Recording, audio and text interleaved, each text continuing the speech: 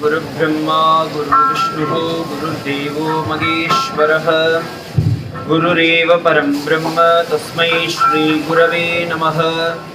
ईश्वरो गुरुरात्मेति मूर्तिभेदविभागिनी व्योमवद्व्याप्तदेहाय श्रीदक्षिणामूर्तिमीडे मौनव्याख्यामृदिनस्य परब्रह्मतत्त्वं युवानम् गर्शिष्टान्तेव सदृशिगणैरावृतं ब्रह्मनिष्ठैः आचार्येन्तर्यकरगणितच्छिन्द्रमानन्दमूर्तिं स्वात्मा रामं मुनिदवदनं श्रीदक्षिणामूर्तिमीडे।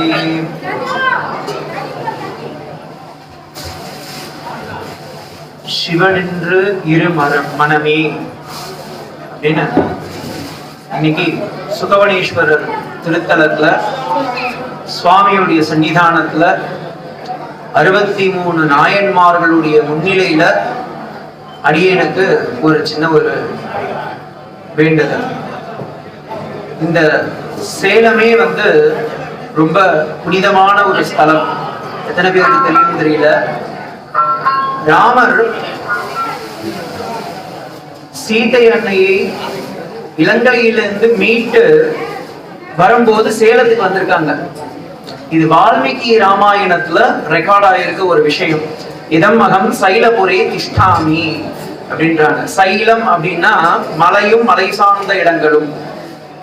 அப்படி மலை சார்ந்த இடத்தில் நான் தங்கி அங்கிருந்து சென்றேன் அப்படின்னு சொல்றாங்க. அப்படியாப்பட்ட ஒரு திருத்தலம் சைலம் அப்படின்னதுதான் பின்காலத்துல மாறி அது சேலம் அப்படின்னு மாறி போயிருக்கு. அப்ப பாருங்க, ஏன் நான் ராமனை சொன்னேன்னா, வைணவத்தில் ஒரு வில் ஒரு சொல் ஒரு இல் என்று இருந்த உத்தமன் ராமன். ஆனா அப்படியாப்பட்ட அந்த ராமபிரானையே வணங்க வைத்தவர் சிவபிரான். சிவபிரானை பத்தி நம்ம சொல்லணும்னா இன்னொன்னு சைலத்துல சொல்லணும்னா, இந்த திருமணி முத்தாறு ஏற்காடுல தொடங்கி அங்கிருந்து அந்த நதி பிரவாகமா போய் பாத்தீங்கன்னா காவேரியில போய் கலக்கிறது. அந்த நதி அப்படி போயிட்டு இருக்கும் போது 7 விதமான சிவஸ்தலங்கள் இருக்கு.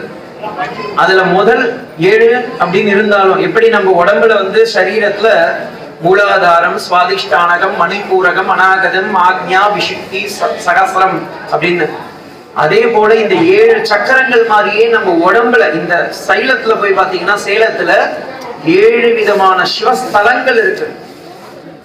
அதுல மூலாதாரமா சுவாமி தான் இருக்கு. ஏன்னா திருமணி முத்தாறு முதல் தொடங்குற இடத்துல போய் பாத்தீங்கன்னா சுகவனேஸ்வர சுவாமிகளுடைய திருத்தலம் தான் முதல். நாயன்மார்கள் 63 பேருக்கும் இவ்வளவு அழகா புடைசூழ உற்சவரும் மூலவரும் கூடி பக்தர்கள் எல்லாம் சிரோன்மணிகளாக இருந்து பாடல்கள் அவங்க பாடினாங்க. ஆனா அவங்க பாடுறது பெருசு இல்லை, நம்ம பாடி அவங்க கேட்கணும். அப்படி கேட்டு அந்த திருமுறைகளை வளர்த்த ஸ்தலம்னு பாத்தீங்கன்னா சுகவனேஸ்வரர். அதனாலதான் சுகபக்ஷிகள், சுகபக்ஷினா கிளி, பச்சை கிளிக்கு சுகம்னுவாங்க சம்ஸ்கிருதத்துல. அவங்க இங்கெல்லாம் பாடல் பண்ணாங்களாம்.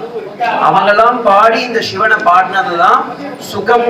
அந்த கிளிகள் எல்லாம் நிறைந்த வனம் சுகவனேஸ்வரர் அப்படின்ற ஸ்தலம். இப்படியாவட்ட இந்த ஸ்தலத்துல மூலாதாரமா இருக்கக்கூடிய சுவாமி, அந்த சுவாமியுடைய திருப்புகழ அவங்களே பாடி மாளாத போது அடியின் என்ன செய்ய போறோம் தெரியல. இந்த ஸ்தலத்துடைய பெருமைக்கு இன்னொரு பெரிய சிறப்பு என்னன்னு பாத்தீங்கன்னா, சிவன் என்று இருமணமே அப்படின்றதுக்கு காரணமே பாத்தீங்கன்னா, பகவானுடைய லீலைகள்ல பெரிய லீலை என்னன்னா நம்மை தடுத்தாட்கொள்கின்றார். தடுத்தாட்கொள்கிறார்னா நிறைய பேர் என்ன பண்ணுவாங்க, நம்ம சிவனை கும்பிட்டா கஷ்டம் வரும், அப்ப அந்த கஷ்டத்தை கொடுத்து நமக்கு நிவர்த்தி பண்றாரு. அப்படி இல்லை. நீ மனிதர்கள் எல்லாரும் போய் பாத்தீங்கன்னா எல்லா விஷயத்தையுமே பாத்தீங்கன்னா ஏதோ ஒரு வேலையை செஞ்சுட்டு இருப்பான். ஏதோ ஒரு ஆசைக்காகவோ ஏதோ ஒரு விருப்பத்திற்காகவோ வேலை செஞ்சுட்டு இருப்போம்.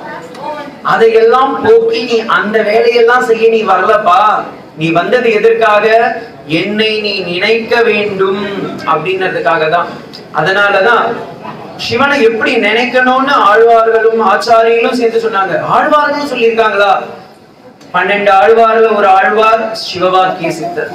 அவர்தான் பின்னாளில் திருமயிசை ஆழ்வாராக மாறுகின்றார். அவர் சொல்ற சிவனே என்று இரு. அவர் சொன்னதை தான் நான் இன்னைக்கு டாபிக்கா அண்ணா சொல்லும் போது அதையே எடுத்துக்கோங்க அப்படின்னு. ஏன்னா சைவத்துல பாத்தீங்கன்னா பஞ்சாட்சரம் என்பது ஒவ்வொருவருக்கும் சத்தாக உள்ள ஒரு பொருள். சிவனை நம்ம நினைக்கணும் அப்படின்னா முதல்ல சிவனுடைய திருநாமமான அந்த பஞ்சாட்சரம் நம்மளுடைய மனதுல நிக்கணும். அப்படி நிக்கணும். ஏன் நிக்கணும் அப்படின்னா, நம்மளால 4 வேதத்தை சொல்ல முடியுமா?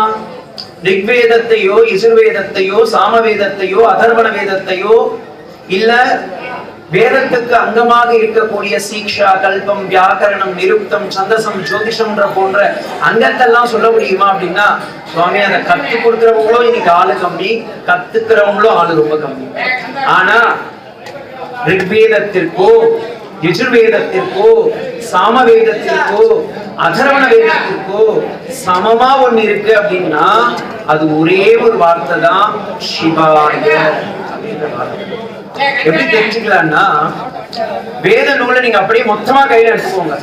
எடுத்துட்டு அதுல மத்தியமா இருக்கிற பொருளை போய் பாருங்க. யஜுர்வேதம் வரும். யஜுர்வேதத்துக்கு 2 சாக்கை, சுக்ல யஜுர்வேதம், கிருஷ்ண யஜுர்வேதம்னு. அதுல அந்த புஸ்தகத்துல நடுவுல இருக்கிற மத்தியம பொருளை போய் எடுத்து பாருங்க. அந்த மத்தியம பொருள்ல இருக்கிறது கிருஷ்ண யஜுர்வேதம். கிருஷ்ண யஜுர்வேதத்துல உள்ளார போய் பாத்தீங்கன்னா மத்தியமா இருக்கிறது ஸ்ரீருத்ரம்.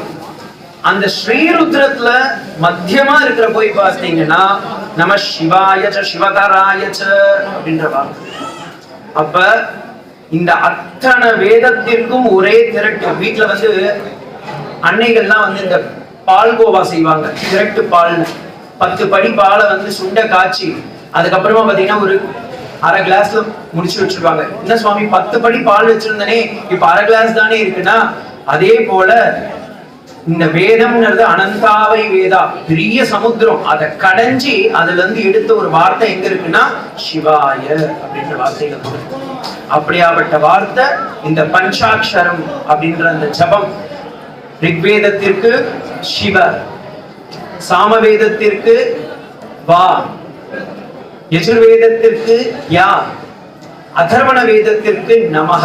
இப்படி 4 வேதத்திற்கும் ஒரே சாரமாக இருக்கிறது சிவாய நமக. அப்ப நம்ம சிவாயன்னு நம்ம சொல்லலாமே, ஆனா டாபிக் என்ன இன்னைக்கு? சும்மா இரு. சும்மா இருக்க முடியுமா? பாருங்க, நம்ம அடியே பேசிட்டு இருக்கேன், இத்தனை பேர் கேட்டு இருக்கேன், எத்தனை சத்தம் வந்துட்டே இருக்கு பார்த்தீங்களா? அப்ப யாராலும் எந்த காலத்திலயும் சும்மா இருக்க முடியாது, அதுதான் உத்தமம். இதை நான் சொல்லல, கண்ணபுரான் பகவத்கீதையில சொல்றான்,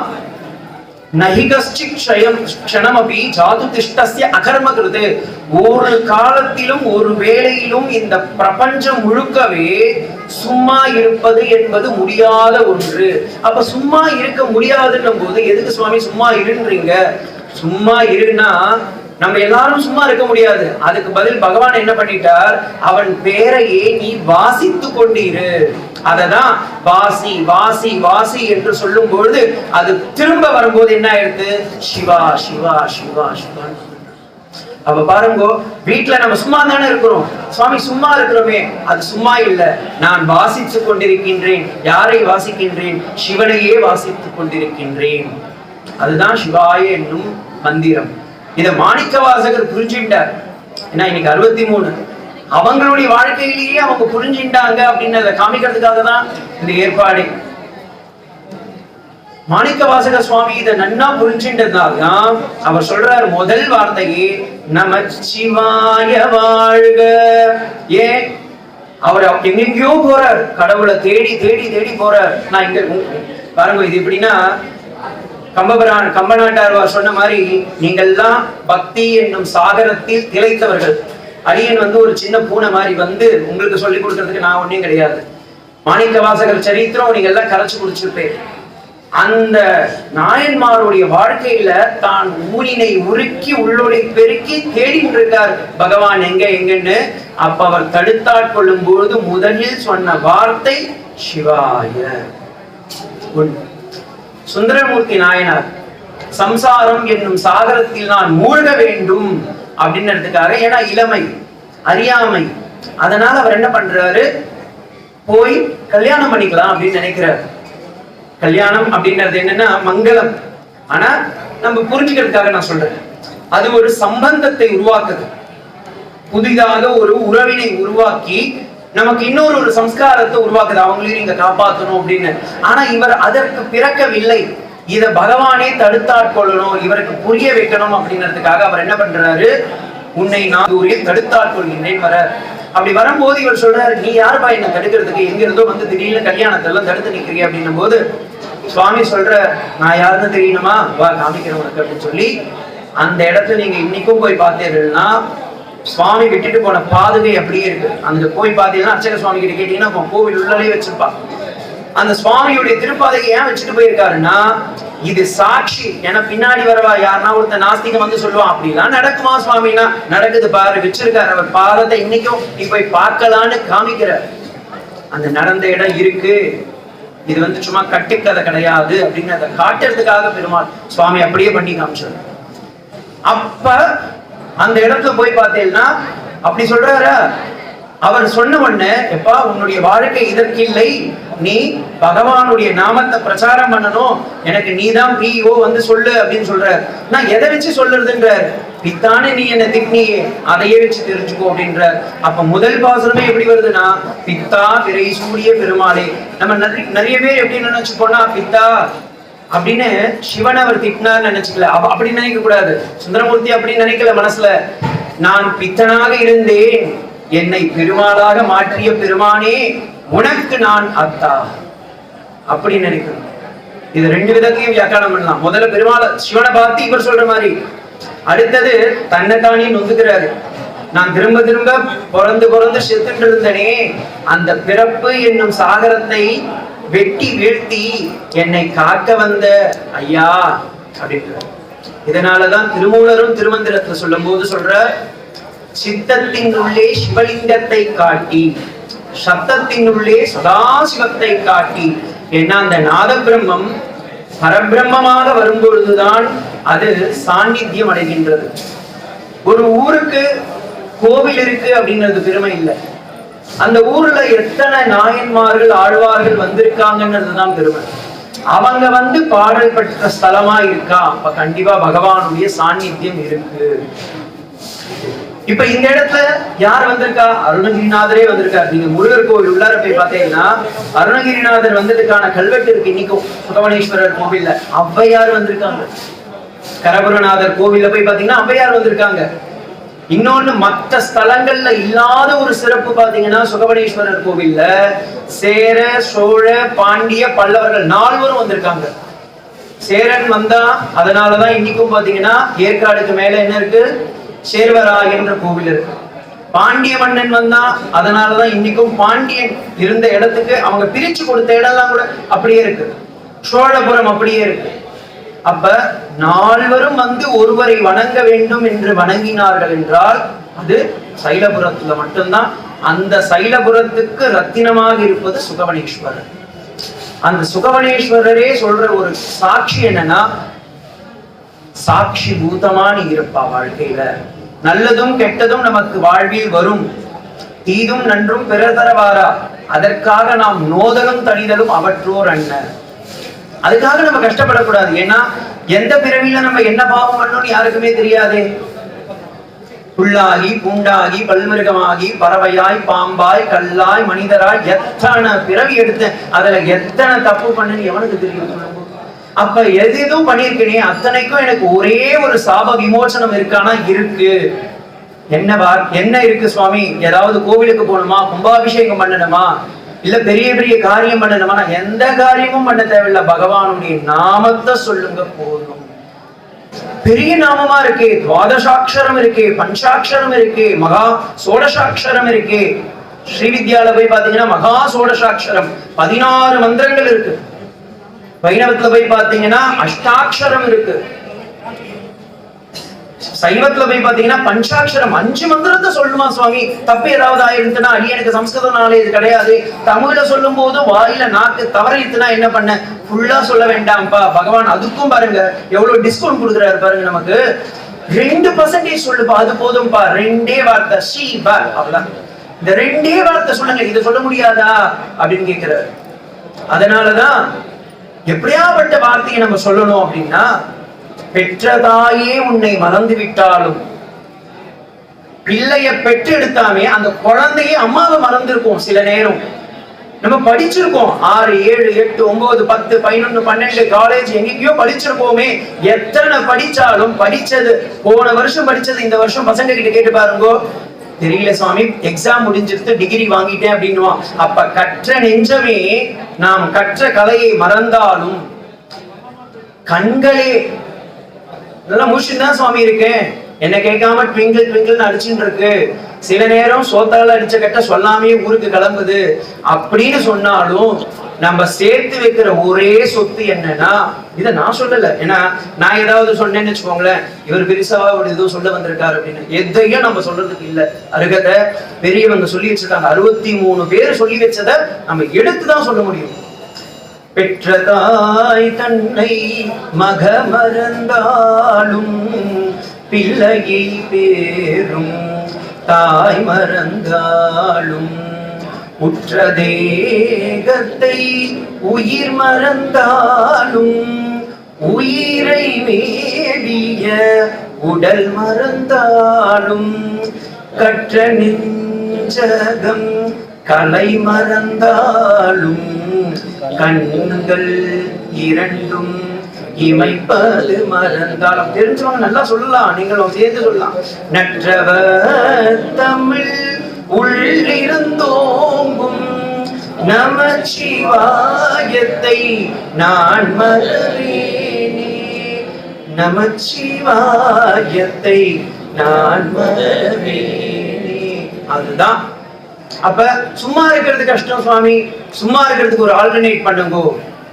சிவவாக்கிய சித்தர் சொல்ற, நான் நெருப்புல நடப்பேன், தண்ணீர்ல மிதப்பேன், கரடி வாயில கூட கைய விடுவேன், ஆனா ஒண்ணு பண்ண முடியாது சுவாமி. என்னது? சும்மா இருப்பது அரிது. அதை பண்ண முடியலையே சுவாமி. அவருக்கு கஷ்டம். அப்ப தெரியல அவருக்கு இந்த மாதிரி ஒரு க்ளூ இருக்குன்ட்டு. பகவான் சொல்றாரு, 63 பேரும் சொல்ற ஒரே வார்த்தை என்னன்னா, சும்மா இருக்காதீங்கப்பா, சும்மா இருக்க நேரத்துல அவன் நாமத்தை சொல்லுங்கப்பா. அதனாலதான் சிவாய என்று இது மனமே. அப்ப சும்மா இருக்கணும்னா என்ன பண்ணணும்? பகவானுடைய நாமத்தை அப்பப்ப சொல்லிட்டே இருக்கணும். இதே போல பாருங்க, இன்னொரு இடம் சொல்றேன். நீலகண்ட தீட்சிதர் ஒரு பெரிய மகாத்மா, மதுரையில நாயக்க மன்னர்கள்லாம் இருக்கிற காலத்துல இருந்த ஒரு மகாத்மா.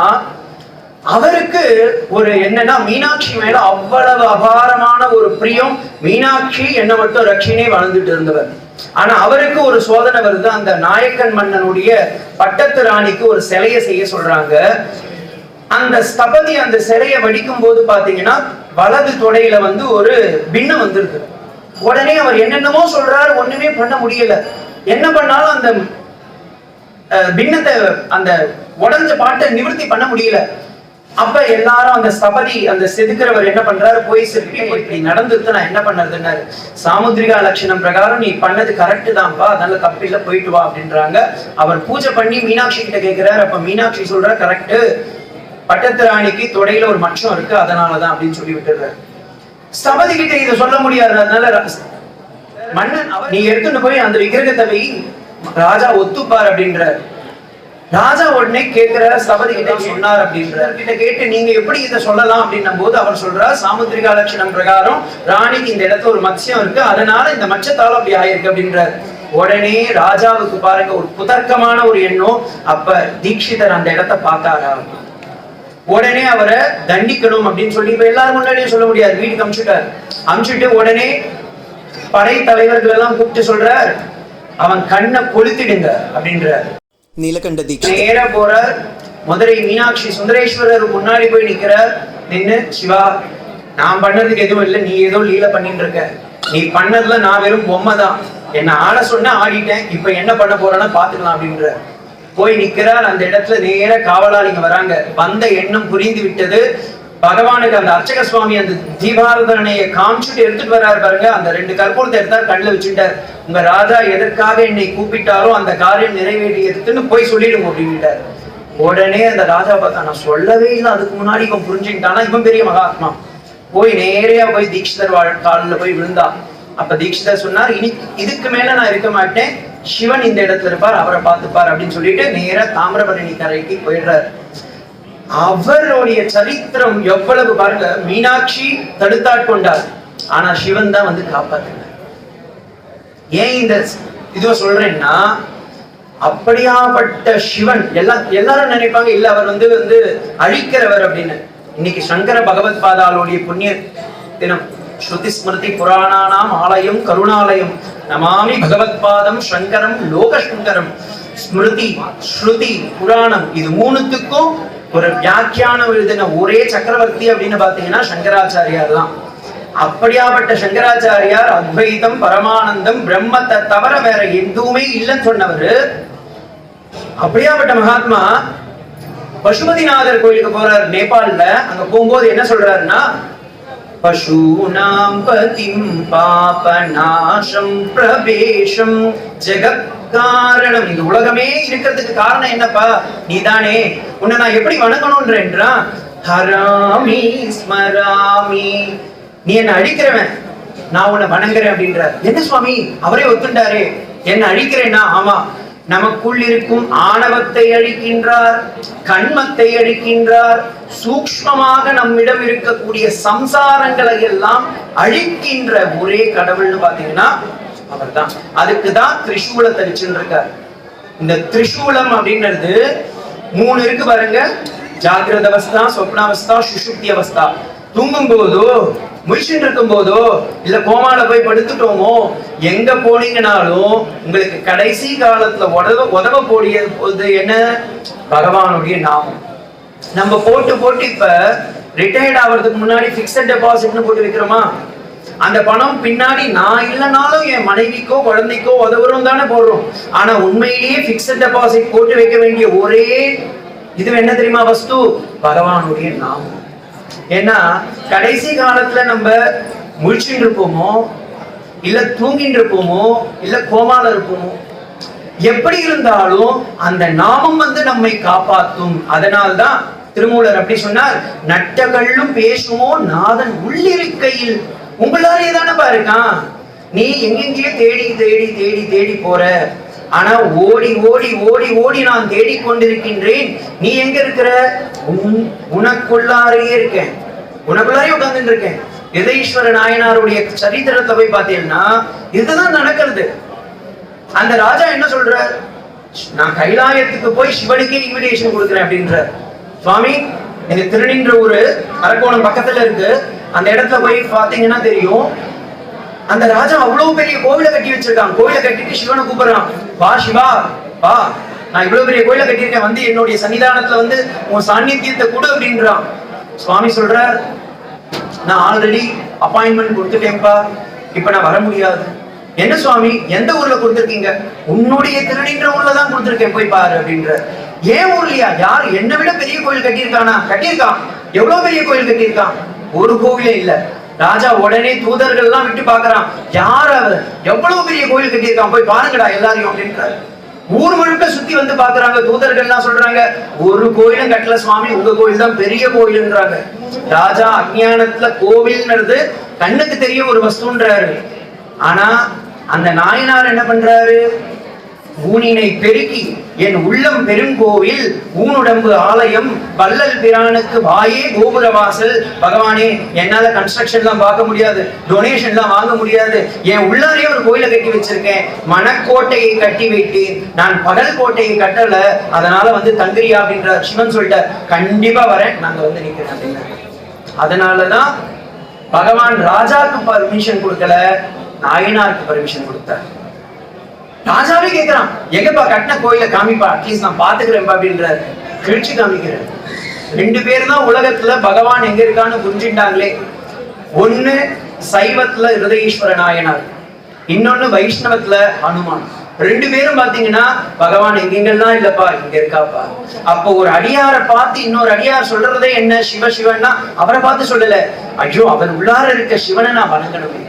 அப்ப பாருங்க, எல்லா இடத்திலும் உள்ளது என்ன? அங்கிங்கனாதபடி எங்கும் பிரகாசமாய் ஆனந்த பூர்த்தியாகி அருளோடு நிறைந்திருக்க கூடியவனே. இததான் பாருங்க, வார்த்தை தான் வேற. சங்கர பகவத்பாதார் சொல்லும் போது சொல்வார், அர்த்தஜாலம் மகாரண்யம் சித்த பிரமண காரணம். சும்மா சொல்லலாம், எவ்வளவு வேணா சொல்லலாம், ஆனா உணரணும்ல. எத்தனை பேர் எவ்வளவு வார்த்தைகள் சொன்னாலும் ஒரே வார்த்தை தான், பகவானே நீ என்னோடு இருக்கின்றாய். அப்ப இருக்கிறத நான் உணரணுமே. எப்படி உணர்றது? அமைதியா உட்கார்ந்து வீட்டுல ஒரு விளக்கை ஏத்தி அப்படியே நீங்க நமக்குள்ளாரையே அந்த பகவானை ஏழை பண்ணும்போது அவர் வந்து உட்காருவார் பாருங்க. அந்த ஆனந்தத்துக்கு நிகர் இருக்கா? அந்த ஆனந்தத்தை பார்க்கணும். இப்ப நம்ம ஒரு பிராக்டிஸ் பண்றோம். இந்த குழந்தைங்க எல்லாம் பாத்தீங்கன்னா கிரிக்கெட் எல்லாம் விளையாடும். எடுத்த உடனே அவன் சச்சினாவும் கங்குலியாவும் மாற மாட்டான். 4 முறை அவன் பிராக்டிஸ் பண்ணாதானே இப்படி ஆவான். அதுக்குத்தான் நமக்கு ஆலயங்கள் தேவை. அப்ப அந்த ஆலயத்துக்கு போய் நம்ம பண்ணும்போது, இந்த குழந்தைகளை கூட்டிட்டு போய் நிற்கும் போது, ஓ முதல்ல பாலை விட்டா, அப்புறம் தயிரை விட்டாங்க, அதுக்கப்புறமா பன்னீரை விட்டாங்க, அதுக்கப்புறமா திருமஞ்சனம் பண்ணாங்க, இப்படிதான் நம்மும் செய்ய வேண்டும் அப்படின்றத காட்டி குழந்தைங்களுக்கு கத்துக் கொடுக்கறதுக்கு தான் இது மாதிரி க்ஷேத்திரங்கள்லாம். அப்ப அந்த க்ஷேத்திரம் போகும்போதும் குழந்தைங்களை எல்லாம் கண்டிப்பா கூட்டிட்டு போய் அவனையும் பார்க்க விடுங்க. அந்த குழந்தைங்க பார்த்து கத்துக்கணும், இப்படிதான் சிவ பூஜை பண்ணணும், இப்படிதான் பஞ்சாட்சரத்தை எடுத்துக்கணும், இப்படிதான் நாம் சிவாயன்னு வாயில சொல்லணும். ஏதாவது ஒரு கஷ்டம் வருதா, ஏதேதோ வார்த்தையெல்லாம் சொல்லாம பகவானுடைய நாமத்தை சொன்னா தலைக்கு வந்தது தலபாகையோட போயிடுமே. இதை நீங்க எங்கெங்கெல்லாம் பார்க்கலாம்னா, பிருந்தாவனம் சரித்திரம் உங்களுக்கு எத்தனை பேருக்கு தெரியும் தெரியாது. இன்னைக்கும் பிரத்யட்சமா போய் பாத்தீங்கன்னா, மதுரால பிருந்தாவனத்துல போய் பாத்தீங்கன்னா, கிருஷ்ணன் ஜலக்கிரீடை பண்ணிட்டு இருக்கான். ராதா, ருக்மிணி, ஆயர்பாடி சிறுமிகள் அத்தனை பேரும் சேர்ந்து ஜலக்கிரீடை பண்ணிட்டு இருக்கான். இவங்க பண்ணிட்டு இருக்கிறத பார்த்துட்டு எல்லாருக்கும் ஒரே ஆனந்தம்.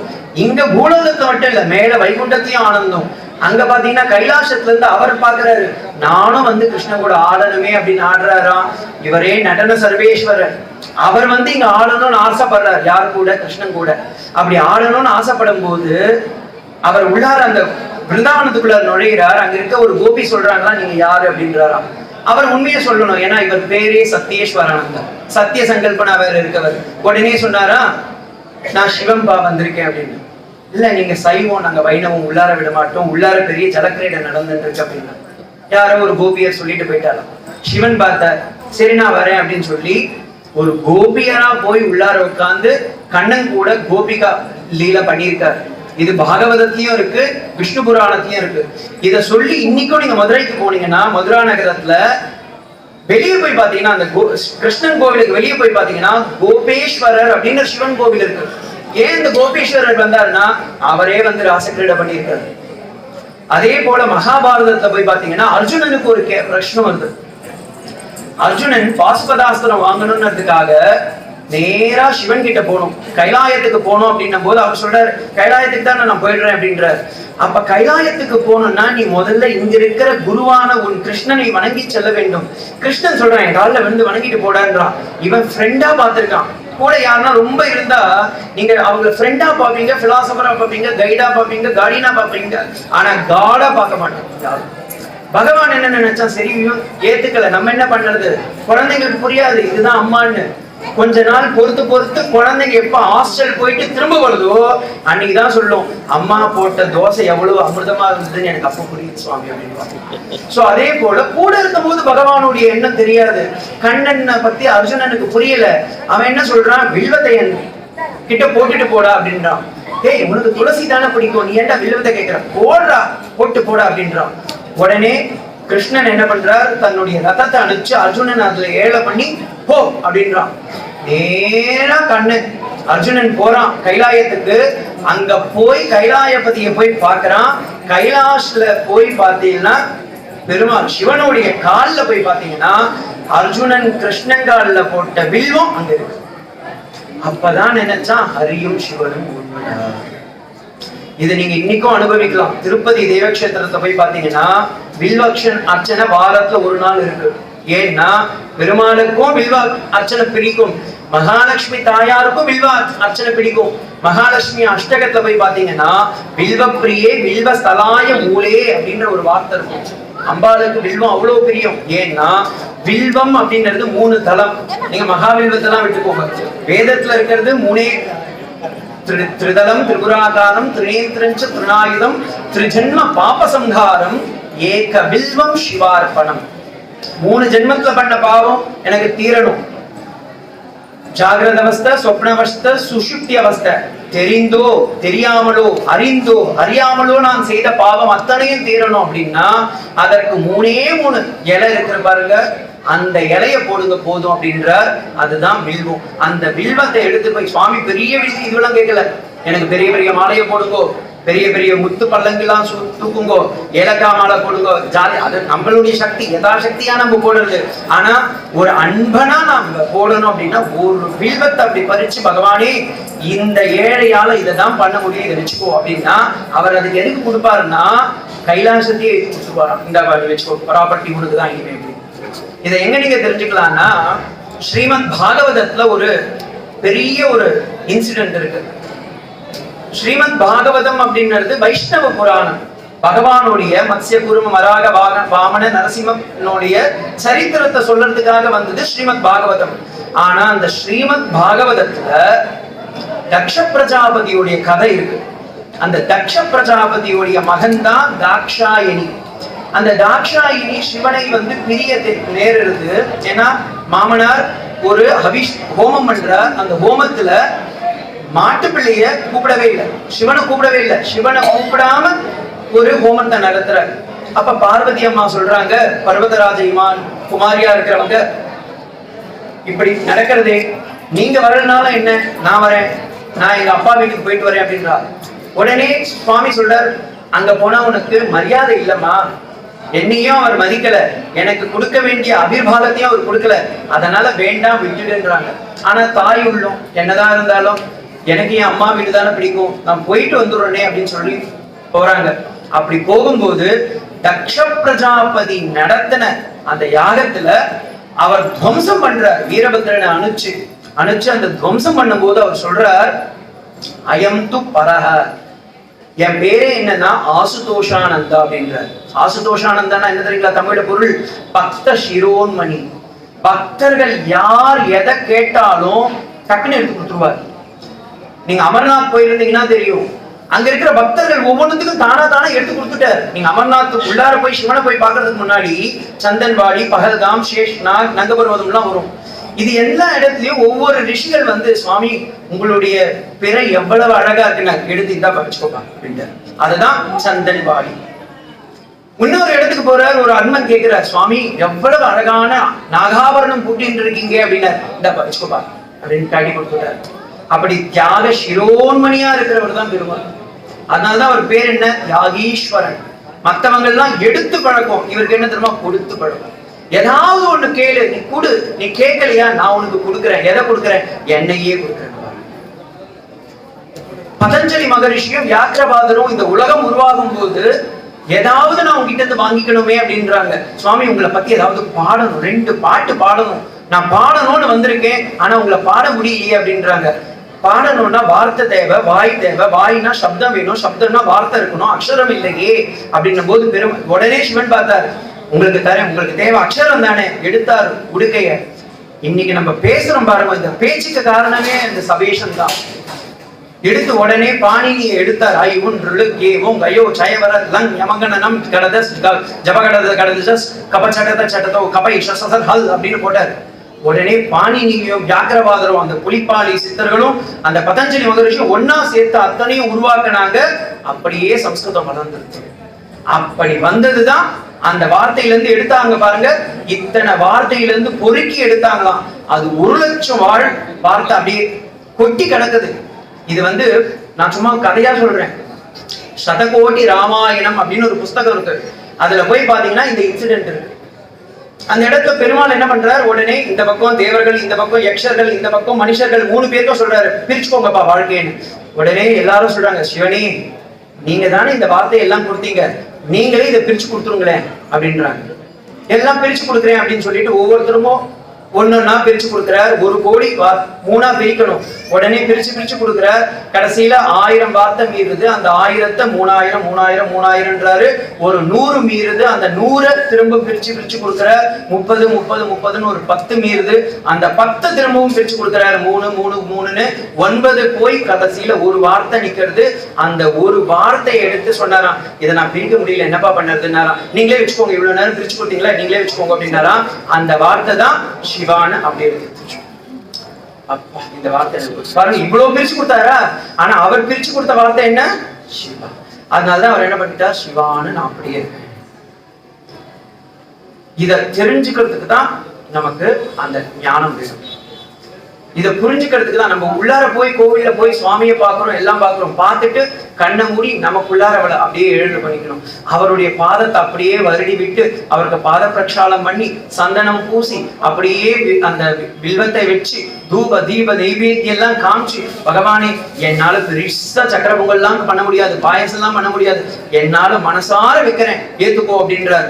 உடனே பெருமாள் சொல்றார், சிவன் சொல்றார், தந்தேப்பா உனக்கு அஷ்ட ஐஸ்வர்யத்தும் தந்துட்டேன் அப்படின்றார். என்ன சுவாமி கதையா? உண்மை என கதையில நடந்தது.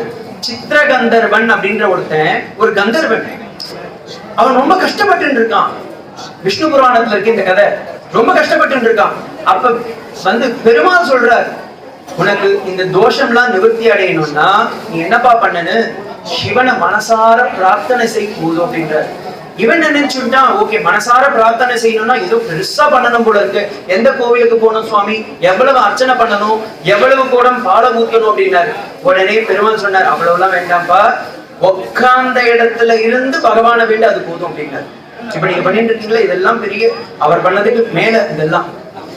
அப்ப அவர் சொல்றார் என்ன, அவர் மனசுல அந்த எழுதுல சொல்றார், தியான ஸ்லோகம் இருக்கு. எப்படி சிவனையும் நான் தியானிக்கிறேன் அப்படின்னும் போது சொல்றார், ஆபாதாளன பஸ்மராந்த பிரம்மாண்டமாவிஸ்மரது ஜோதிஸ் பாடிக லிங்க மூடி விலச பூர்ணேந்து வாந்தாமிருதை அஸ்தோகாமிருதமேகமீஷ மனிஷம் ருத்ரானு வாந்தாம் ஜபே உன்னத்யாயே தியானம் பண்றேன்பா.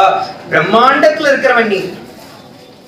இன்னைக்கு உலகம் முழுக்க இருக்கிற பிரபஞ்சத்துல அந்த அண்ட கடாட்சத்திலேயே இருக்கிற சப்தமா இருக்கிறவன் என் மனசுல வந்து நீ இறங்கி இருக்கியே, உன்னை நான் எப்படி வணங்கணும் அப்படின்னா, தங்க பாத்திரத்துல வெள்ளி மூடி போட்டு அதுல பெரிய பாயசத்தை வச்சு உனக்கு வைக்கிறேன். உடனே பகவான் பார்த்தான், ஓ பெரிய பாயசம் போல இருக்கு, பரவாயில்ல சாப்பிடலாம். எங்க வச்சிருக்கான்னு போய் பார்த்தாரு, ஒண்ணுமே வைக்கல. எங்க சுவாமி வைக்கல? ஏன்னா எல்லாம் மனசுலயே வச்சுட்டேன் சுவாமி, மனசுலயே வச்சுட்டேன் சுவாமி. உடனே சுவாமி பார்த்தா, உனக்கு தோஷ நிவர்த்தி அடைஞ்சிருக்கு, போயிட்டு வா அப்படின்ட்டு. காலத்தையும் வெல்ல முடியும் அப்படின்னு பார்த்தா காலகாலனா இருக்கிறார். மார்க்கண்டேய மகரிஷி இறக்க போறார், அகால மிருத்தியும் தெரியும். அப்படி தெரிஞ்சிருந்தும் சிவன் சொல்றாரு, கவலைப்படாத, உன்னை நான் காப்பாத்துவேன் அப்படின்றது. அந்த குழந்தைக்கு பாருங்க எவ்வளவு ஒரு திடகாத்திரமான நம்பிக்கை. யார பிடிச்சா நமக்கு மரணத்துல இருந்தும் முக்தி வரும் அப்படிங்கிறதுக்காக போய் நேரா தெரிஞ்சுட்டான். சிக்கன பிடித்தேன் சிவபெருமானேன்னு அவர் காலை போய் பிடிச்சுட்டார். எவன் வரான், அவனுடைய டியூட்டி அவன் பண்ணணும்ல. வந்து குழந்தை மேல பாசகயத்தை போடுறான், வரல. குழந்தை வரல, பாசகயிறு மட்டும் வருது தனியா. என்னடா இது இப்படி வந்துருத்தேன், திரும்பவும் போடுற. அந்த குழந்தை விட மாட்டான் லிங்கத்தை, அப்படியே பிடிச்ச ஆலிங்கனம் பண்ணிட்டு இருக்கான். உடனே ஒரு திரிசூலம் வந்து தடுக்கிறது. உடனே இப்ப யமன் கேட்கிறார், சுவாமி மார்க்கண்டேய புராணத்துல இது இருக்கு. யமன் கேட்கிறார், சுவாமி நீங்க கொடுத்த டியூட்டியை நான் செய்யறேன், நீங்க வந்து இப்ப தடுக்கலாமா, இது டியூட்டி வயலேஷன் ஆயிடுச்சு அப்படின்னாரு. சிவன் சொன்னார், உனக்கு கொடுத்த டியூட்டியே நான் தான், இப்ப நானே தடுக்கிறேன்னா அவன் டியூட்டி ஆயிடுது, அதனால நீ நம்பிக்கோ அப்படின்னு. ஏன்னா அவன் பிடிச்சிட்டான். என்ன ஏன் பியூட்டின்னு சொன்னேன்னா, சிவானா என்ன அர்த்தம்? சிவம் என்றால் மங்களம் என்று பொருள், சிவம் என்றால் அழகு என்று பொருள், சிவம் என்றால் எப்பொழுதும் நிறைந்திருப்பவன் என்று பொருள். அப்ப இவனே நமக்கு அழகு சேர்ப்பவனாக இருக்கக்கூடியதால், அதனாலதான் நீங்க பாருங்க, வெறும் நெத்தியில இருக்கிறவனை போய் பாத்தீங்கன்னா பிடிக்கவே பிடிக்காது. இந்த திருமண் நிற்கிட்டு இருப்பா பாருங்க, அவன் அந்த முகத்தை பார்க்கும் போதே தேஜஸ்வியா இருப்பான். ஏன்? சிவன் அங்க உள்ளாக இருக்கான். அந்த சிவா அப்படின்னு நினைச்சு அப்படி வைக்கிறா பாருங்க, அவங்க முகத்தை பார்க்கும் போதே அப்படி பிரகாசம் ஆயிடும். அப்படி இருக்கிறவர் மார்க்கண்டேய மகரிஷி உடனே பிடிச்சு விட்டாரு. இதை தெரிஞ்ச உடனே யமனே சொல்றான், சுவாமி என்னால பிடிக்க முடியல, ஏன்னா இந்த காலனுக்கு நான் காலனா இருக்கிறேன், அப்ப நான் காலகாலனா இருக்கிறேன்ற தத்துவத்தை உணர்த்துற.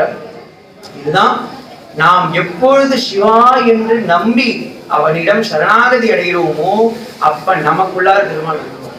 அவன் வந்து என்ன பண்ணிடுவான், நான் இங்க இருக்கிற, நீ யார் உன்னை நடத்துறதுக்கு, நீ நடத்த வேண்டாம் நான் நடத்திக்கிறேன் அப்படின்ற. அப்படி நடத்தும் போதுதான் பகவானுடைய சாநித்தியத்தை பூரணமா நம்ம அனுபவிக்க முடியும். இதுதான் இந்த வாழ்க்கையுடைய லட்சியம்.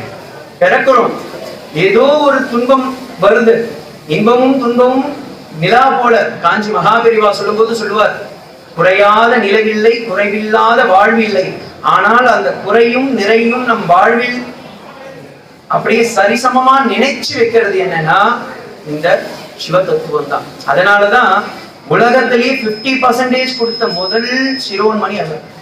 இல்லப்பா நீங்க எல்லாம் 35% தான் இப்ப இந்தியால வச்சிருக்கீங்க, அவர் 50% அப்பயே கொடுத்துட்டாரு. திருச்செங்கோடுல போய் பார்த்தீங்கன்னா சரி பாதி. ஏன்னா எல்லாரும் இந்த உலகத்துல சமமானவர்கள். அதனாலதான் ஒவ்வொரு இன்சிடென்ட்டையும் நீங்க சிவனுடைய லீலைகள் அத்தனை பேரும் 63 நாயன்மார்களுடைய வாழ்க்கையில போய் பாத்தீங்கன்னா தெரிஞ்சுக்க வேண்டிய ஒரே விஷயம் என்னன்னா, சிவன் என்று இருமனமே. அவன் நாமத்தை சொல்லிட்டே இருக்கணும், சும்மா இருக்க முடியாது நம்மளால. சும்மா இருக்கிறதே அவனை வாசியுங்கள். அப்படி வாசித்து கொண்டே இருந்தால் அவன் நம்மிடம் வந்து விடுவான். அவன் வந்துட்டானா என்ன ஆகும், எதை வச்சு நம்ம தெரிஞ்சுக்கலாம்? நீங்க தெரிஞ்சுக்க தேவையில்லை, மற்றவங்க எல்லாமே உங்களை பார்த்து தெரிஞ்சுப்பாங்க. அவங்க கிட்ட நம்ம போக கூடாது, ஏன்னா அவன் சிவபக்தன். யமனே நடுங்கும் போது இவங்க எல்லாம் யாரு நமக்கு பாருங்க. அதுதான் அந்த தத்துவத்தை நாம் தெரிந்து கொண்டால் பகவான் நம்ம கிட்ட இருப்பான், நமக்கும் வாழ்க்கை சிறக்கும். சுகவனேஸ்வரர் எல்லாம் வல்ல இறைவன் அவருடைய பூர்ண கடாட்சம் உங்களுக்கும் குழந்தைங்களுக்கும் உங்க வீட்டுல இருக்கவங்களுக்கும் உங்களுக்கு தெரிஞ்சோ தெரியாமலோ இருக்கிறவங்க அத்தனை பேருக்கும் சேர்ந்து பகவானுடைய சன்னிதானம் சாநித்தியம் எல்லாருக்கும் அந்த அன்பு பக்தியாக பிரபாகமாக வரணும்னு வேண்டி பிரார்த்திக்கிறேன். ஹர நம பார்வதி பதையே ஹர மகாதேவா. தென்னாடுடைய சிவனே போற்றி. திருச்சிற்றம்பலம்.